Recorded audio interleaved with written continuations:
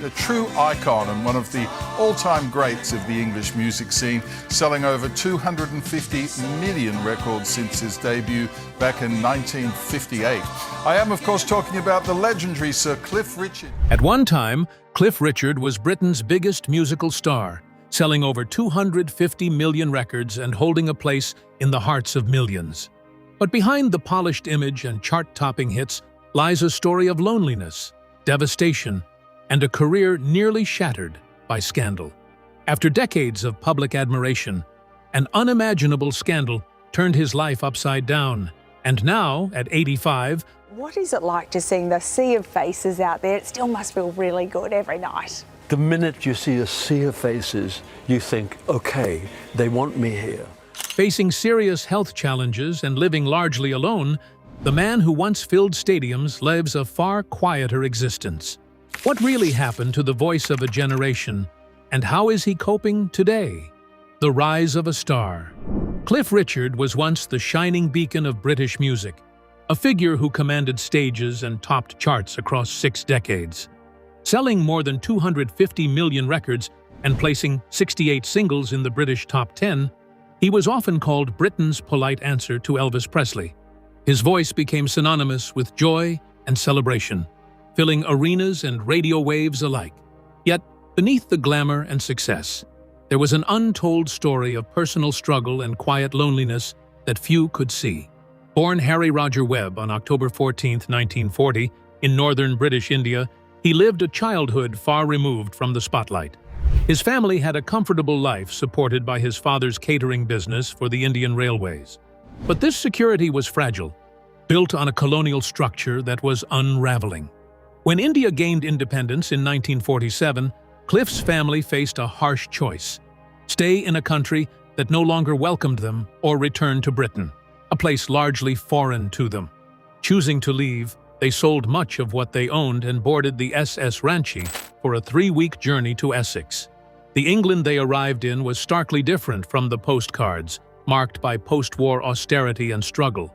Instead of the warmth and opportunity they might have hoped for, they found a semi-detached house in Surrey, provided by Cliff's grandmother, while they adjusted to their new life. Eventually, the family settled in a modest 3-bedroom council house in Hertfordshire. Cliff shared a bedroom with 2 of his sisters, living a life defined by frugality and hardship. So tight was money that thrice weekly, their dinner was nothing more than hot tea and toast with sugar. Meals of necessity, not nostalgia. This early experience etched a sense of deprivation that contrasted sharply with the later fame he would achieve. School years offered some relief. Cliff attended Cheshunt Secondary Modern School and stayed beyond the minimum leaving age, excelling academically in English literature and athletically in football. Despite this, music was the true passion that gripped him. American rock and roll records poured into Britain then, and though his parents called it dreadful noise, Cliff recognized it as the future. A pivotal moment came when his father reluctantly bought him a guitar at 16. From that point, music was no longer just a dream. It became a calling. He left school and took a clerk job in an electrical factory, though the job was merely a placeholder until music could take over.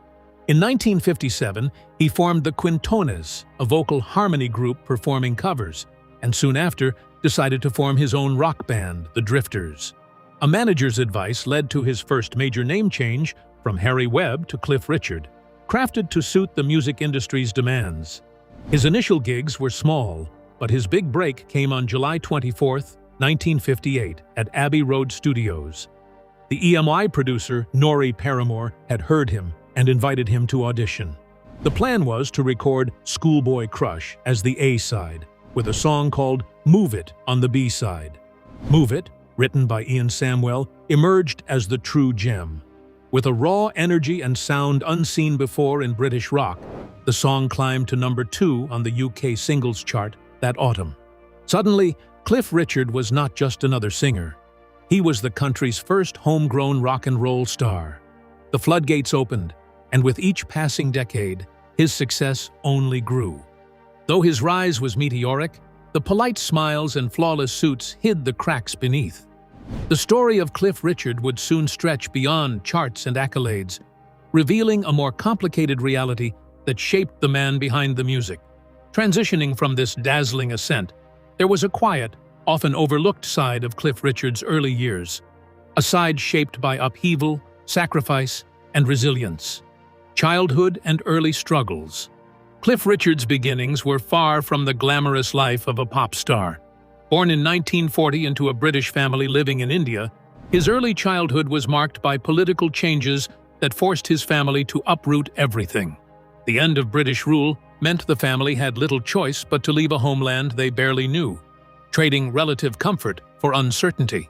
The journey back to England aboard the SS Ranchi was long and daunting, foreshadowing the tough life ahead. Once they arrived, the reality was harsh. Post-war Britain was still recovering from destruction and rationing, offering little in the way of welcome or opportunity for returning families from abroad. In Surrey, the initial stay with Cliff's grandmother was temporary and modest. The real challenge came when they moved into a cramped council house in Hertfordshire, where finances were tight and living conditions modest. Cliff shared a bedroom with two sisters, and the family had to craft strategies just to stretch their limited money.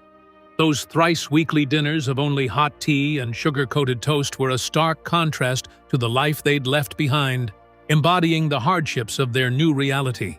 Despite the financial strain, Cliff excelled at school. He was bright in his English literature classes and a gifted athlete, playing football for both his school and Hertfordshire County. Yet it was music that captured his heart. The influx of American rock and roll records brought a sound that his parents dismissed, but that promised new possibilities to young Cliff. At 16, the reluctant gift of a guitar from his father became a turning point. It was not just an instrument, but the key to a future that would eventually redefine British music. Leaving school to work in an electrical factory was never meant to be his destiny.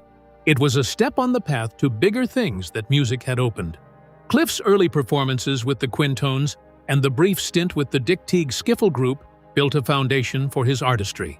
These experiences shaped his musical skills and stage presence, blending harmonies and rhythms that would captivate audiences.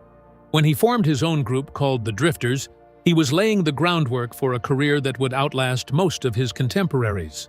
The group's name would soon need to change due to confusion with a US band, but the real change was on the horizon. Upon his manager's advice, Harry Webb became Cliff Richard, a name crafted to fit the pop scene and appeal to a wide audience. This change marked his official entry into the world of show business, setting the stage for his landmark breakthrough. The path wasn't easy, but Cliff's early struggles, cultural displacement, financial hardship, family sacrifice, instilled a resilience and work ethic that would carry him through the ups and downs to come. The story of his childhood and early fight for success helps explain why the man at the center of Britain's music scene would later endure challenges far beyond the stage lights. Breaking into music. Cliff Richard's music career truly took off in 1958, a year that marked a turning point for British rock and roll. His first major opportunity came with a gig at the Regal Ballroom in Ripley, Derbyshire. But the defining moment was at EMY's Abbey Road Studios on July 24th. There, producer Norrie Paramore set out to record a single that would launch Cliff into stardom. The plan was straightforward: record the American song Schoolboy Crush as the A-side and the Ian Samwell-penned Move It on the B-side. However, the recording process revealed something special in the latter. While Schoolboy Crush took nearly 2 hours, Move It was nailed in far less time and showcased a sound fresh and exciting. Move It carried a raw, energetic vibe that resonated immediately with British audiences. It soared to number 2 on the UK singles chart, making Cliff Richard the country's first authentic homegrown rock and roll star. The song's success was vital, signaling that Britain could produce stars who could rival America's idols. From that point, Cliff's progress was unstoppable. Over 6 decades, he placed singles in the UK charts continuously, a feat matched only by Elvis Presley. His 68 top 10 hits and 14 number ones, including 4 Christmas number ones, cemented his reputation as a musical titan. His image as the clean-cut, well-dressed entertainer won him a knighthood and a place in British cultural history. Yet, behind this polished facade lay a man devoted to his craft, but facing personal battles he rarely exposed. Cliff's breakthrough was a mixture of talent, timing, and relentless effort. The name Cliff Richard became synonymous with British pop music, inspiring countless others and remaining a familiar presence through the shifting tides of popular taste. Even as his star rose, Cliff maintained the work ethic shaped by early hardship. Touring relentlessly and recording new music, he stayed relevant longer than most of his peers. His voice became a constant, soothing presence for generations. Behind the scenes, however, identity and success can be complicated. Cliff's journey from unknown to superstar was just the beginning of a life that would face unexpected trials. How he managed to sustain such a long career and the costs it exacted unfold in the next chapters of his remarkable story. Each stage of Cliff Richard's rise laid a foundation that both supported and burdened him, illustrating the double-edged nature of fame and perseverance. Career highlights and achievements. Cliff Richard's career soared to remarkable heights, making him an enduring icon in British popular music. Over 6 decades, his voice became one of the most recognizable sounds on radio and television, blending rock and roll with a polished, clean image that appealed to all ages. He amassed an extraordinary record of success, placing 68 singles in the British top 10 and securing 14 #1 hits. Among those were 4 Christmas #1s, a record unmatched by any other artist in the United Kingdom. His influence stretched beyond just chart success. Cliff Richard became a symbol of decency and professionalism, often hailed as Britain's answer to Elvis Presley. His knighthood honored him not only for his music, but for decades of charity work and public service. He headlined arenas worldwide and toured extensively, consistently drawing crowds and admiration. This sustained prominence cemented his place as a musical legend, with a reputation for reliability and longevity. His image, carefully maintained through tailored suits and wholesome performances, created a persona that was loved by families and respected by peers. Yet that polished surface sometimes masked the pressures and sacrifices behind the scenes. The industry demanded constant touring, new recordings, and evolving with changing musical tides, all while preserving a certain moral standard that became part of his trademark. Even as musical tastes shifted from rock to pop to more modern genres, Cliff adapted without losing his signature style. His ability to remain relevant over decades, competing with new generations of stars, was rare and respected. Fellow musicians often cite him as an inspiration who bridged eras with grace and commitment. His work ethic was legendary. Cliff was known to rehearse rigorously and perform with consistent energy, never allowing age or fame to dull his dedication. Yet beneath this professionalism, personal challenges simmered, tensions between public expectation and private reality that would emerge more fully later in life. Beyond the stage, Cliff built a career as a family-friendly entertainer who avoided scandal and kept his private life largely guarded. His clean reputation was a cornerstone of his appeal and enabled crossover success in film and television. However, this image would face one of its toughest tests in decades to come. The contrast between the shining public figure and the man behind the scenes reveals the complex nature of fame. Cliff Richard's achievements are monumental, but they came with costs rarely visible to the public eye. Success brought adulation, but also isolation and immense pressure to maintain an impeccable image. His career remains a testament to resilience and adaptability, proving that longevity in the music industry requires not just talent, but endurance and careful navigation of the spotlight. Still, the story of Cliff Richard would soon be defined by a scandal that challenged everything he had built. The shadows cast by fame sometimes grow long, and for Cliff Richard, they stretched into one of the most challenging chapters of his life: the 2014 scandal and investigation. In August 2014, Cliff Richard's seemingly unshakable image was rocked by a public scandal that unfolded in the most intrusive and unexpected way. While on holiday in Portugal, he watched live television footage of police raiding his penthouse apartment in Sunningdale, Berkshire. He had received no warning or explanation beforehand. Millions of viewers saw him become the center of a police investigation without his knowledge. The source of this upheaval traced back decades. In 1985, at a Billy Graham crusade in Sheffield, a teenage boy had made an allegation against Cliff Richard, claims that later triggered the investigation.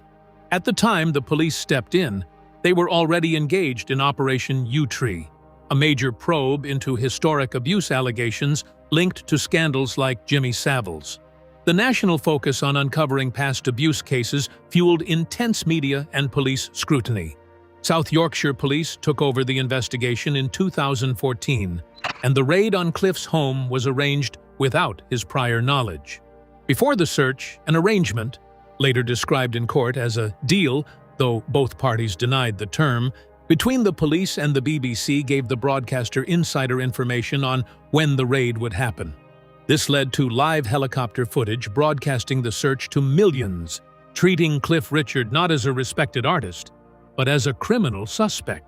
The public spectacle was unprecedented and deeply humiliating. Cliff himself watched helplessly from abroad as his home was invaded and aired across TV screens.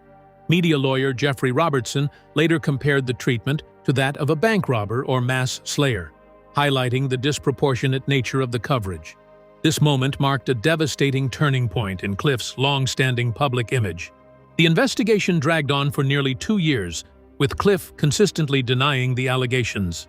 On June 16, 2016, the Crown Prosecution Service announced that there was insufficient evidence to charge him.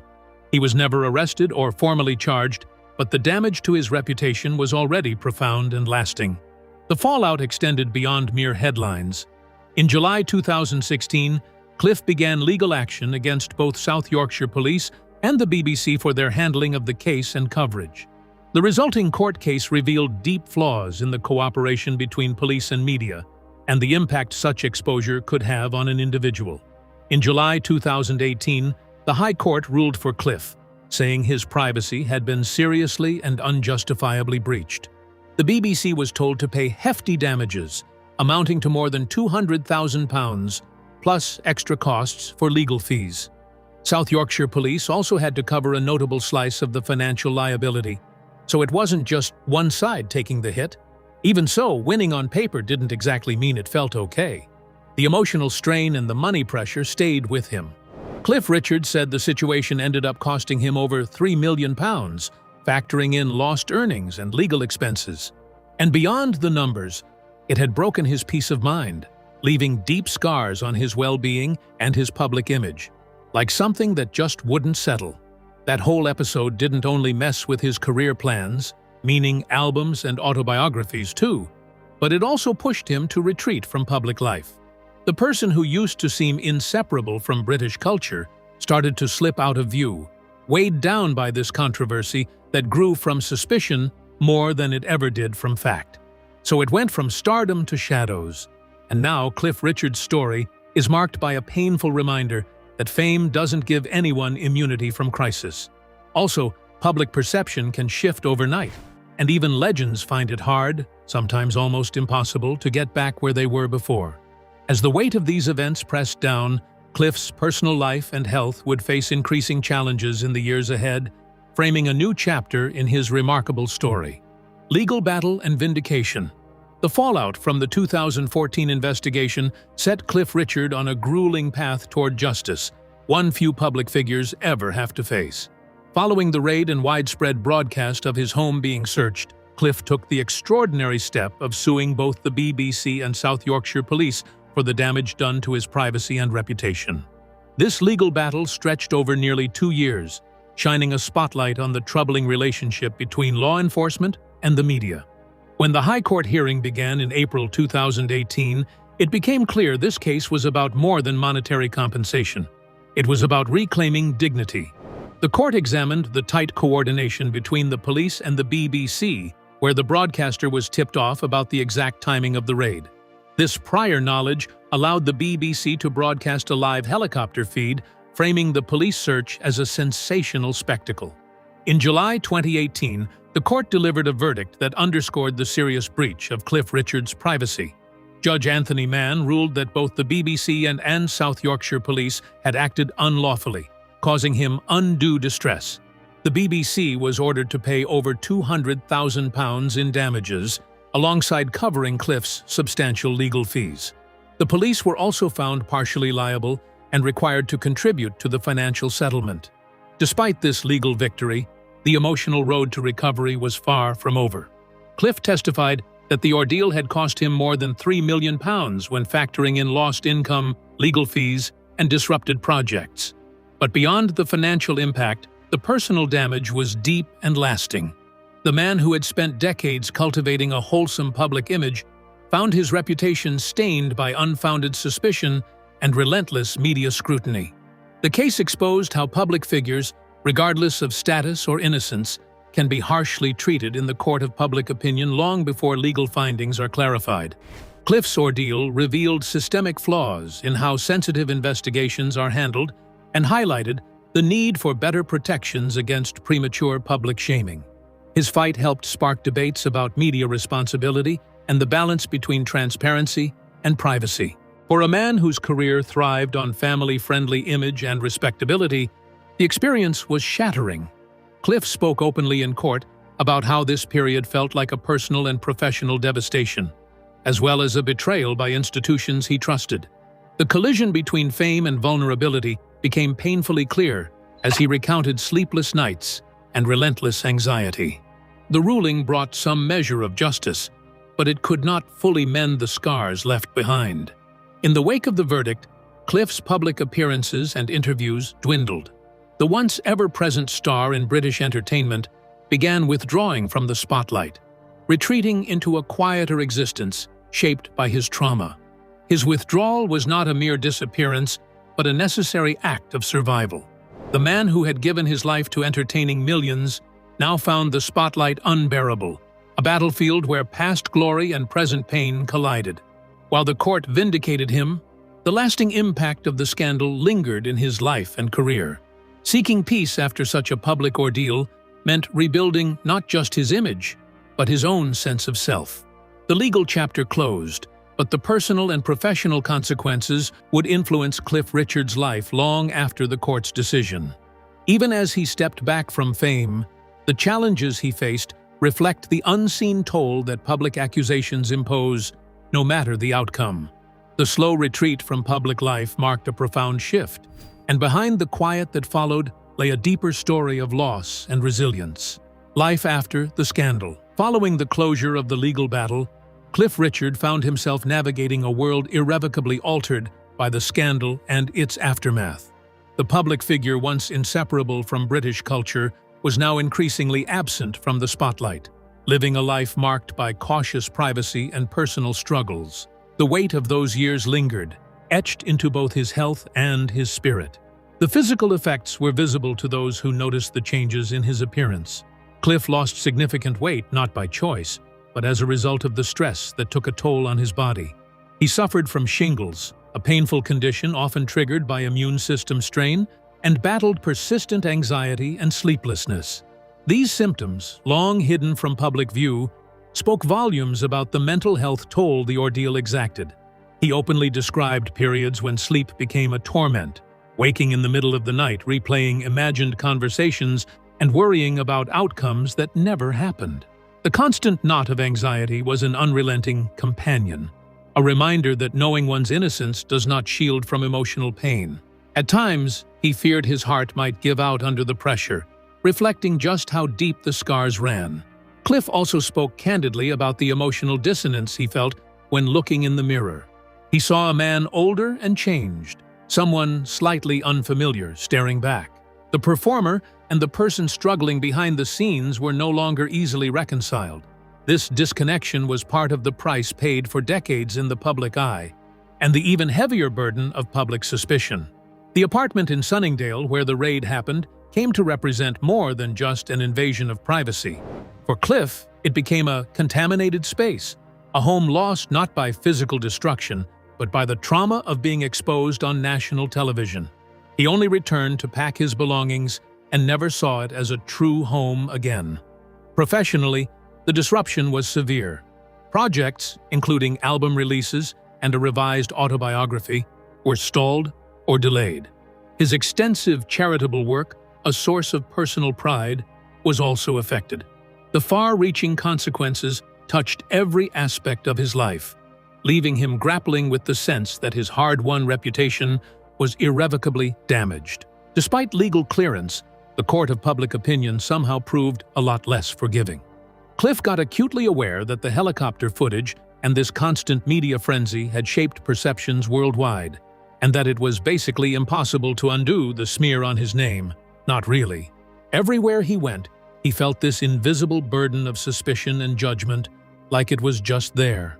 Bit by bit, Cliff withdrew from touring and public engagements. The man who once seemed unable to fade from view somehow managed to make himself scarce. And it wasn't really about a clever plan or a neat strategy, more survival, like a necessary move to keep hold of what was left of his peace and dignity. His whole ordeal sparked a call for change in media law. Cliff pushed the notion that unless someone is formally charged, a person's name should be kept out of public disclosure. That position, coming straight from personal suffering, did help influence reforms meant to stop other people from going through similar, bruising ordeals. Even if the scandal left permanent marks, Cliff Richard's resilience still shone through. He stepped into a new phase of life that was shaped by loss, but also by a quiet determination to continue, even if at a distance from that glaring spotlight which once seemed to define him. From this somber place, a man once the heart of British music began the journey of rebuilding not just a career, but his very sense of self. Cliff Richard today. At 85, Cliff Richard's life is a far cry from the dizzying heights of global superstardom he once knew. The man who sold over 250 million records and filled arenas worldwide now leads a quieter existence, largely removed from the public eye. Though his voice remains strong, his body has begun to slow under the weight of age and health challenges that accompany a lifetime of performing. In late 2024, a routine insurance medical check revealed a formidable obstacle: prostate cancer. Discovered unexpectedly during paperwork required for a planned tour, the diagnosis startled Cliff and his fans alike. Fortunately, the cancer was caught early, before spreading, offering a chance for treatment and hope. Yet, he shared this news not with triumphant relief, but with sober caution, acknowledging the uncertainty of what the future might hold. Despite his health concerns, Cliff remains committed to his music and his fans.